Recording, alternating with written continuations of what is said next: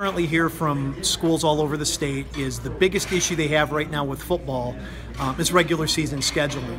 And regular season scheduling issues are really created right now by the 6 wins and you're in philosophy that the current playoff system brings about. So we're surveying schools currently with really 4 different options. The first is keeping things as is, no change whatsoever to what we're doing. The second one would be just a small tweak to where keeping the current structure, but maybe playing around with the playoff point math. You know, maybe adding a bigger component for a strength of schedule equation to where schools that do play a more challenging schedule would be rewarded for that, but still keeping that within the current framework that we have.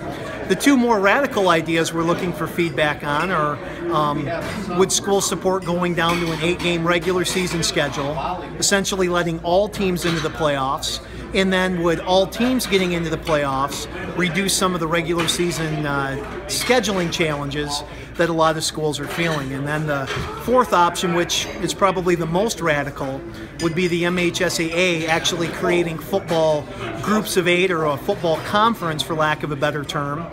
And essentially that's who schools would play weeks 3 through 9, which would determine whether or not they qualify for the playoffs or not. Schools would then be able to play whoever they wanted weeks 1 and 2, not counting toward the playoffs. So again, very radical, very out of the box, but those are just 4 concepts that we want schools to give us feedback on as we try and address some of the problems right now we're seeing in football.